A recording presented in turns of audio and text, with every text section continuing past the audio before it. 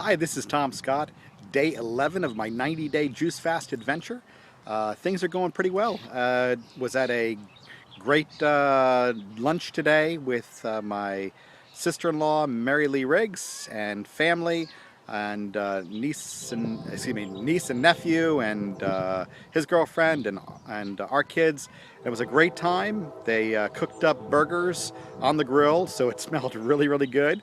But I've had no problem staying away from food. The biggest problem right now, frankly, is getting all the juice in, because yesterday I honestly did not drink enough of the juice, and so I know that I wasn't feeding myself enough yesterday. So that's a little bit of a problem. Also, I'm not really like a really sweet guy. If you were to look at me and see where I got this fat from, it wouldn't be from sweets and it wouldn't be from fast food. This was from good old rich foods and not eating and then eating a lot all at once type of thing. So anyway, that's where things stand with that. Everything's going great. What I wanted to talk about a little bit today is the idea of identity. Last week at our church, which I absolutely love, we had a special speaker in, and they were talking about our identity and how we see ourselves, and different labels we may have on our back that we've carried with us through life, that other people have put on us, we put on ourselves, that type of thing. And that's really so unbelievably important. And I know that that's a big area where I've messed up along the years, is by having really a false identity, because it's not necessarily how God created you, how you will actually be. It's how you see yourself, and what you believe about yourself. And you will live basically in accordance with how you believe yourself to be, and who you believe yourself to be.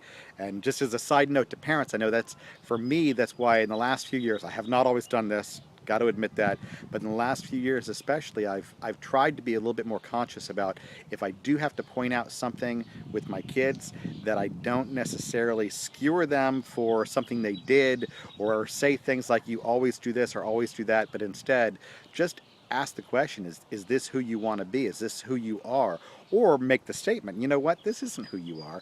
Anyway, so off that side note, basically, I know for myself, an identity I've kind of carried with me from childhood really is basically being God's problem child. And it's one of those things, I believe God in His Word. I completely believe that He loves me, and yet at the same time, there's part of me that has always felt like He loves me, but that kind of dutiful love, that He loves me because He's family. He loves me because He made me, and that's a lot different from loving someone and kind of liking them too.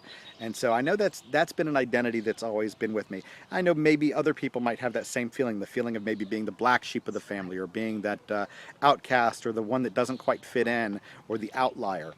And yet that's so really important when it comes to weight management, I've really discovered, because if I feel like I'm like that outlier, that person that doesn't quite fit in, then when I see all these other people who, when I was young, and even when I was in my prime, from like 16 to 21, even when I was in my prime and I was working out a lot and I was thin, I mean, I was 145 pounds, but I still wasn't cut. I've always had a soft appearance. And so even now I kind of feel like when I get down to my really ideal weight, I'm still not going to be completely cut and like ripped and looking all jazzed like that. I'm going to be, probably a softer, thin person.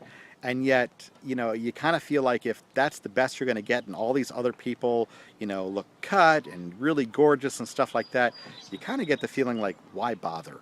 I'll always be that outlier. So it's really, something that's been laid on my heart that I need to kind of really work through and get a hold of, and kind of re-identify what my identity is, who I'm created to be, who God created me to be, what He really says about me, and to take Him at His word, that He loves me individually, and not just, He loves me because He loves everybody.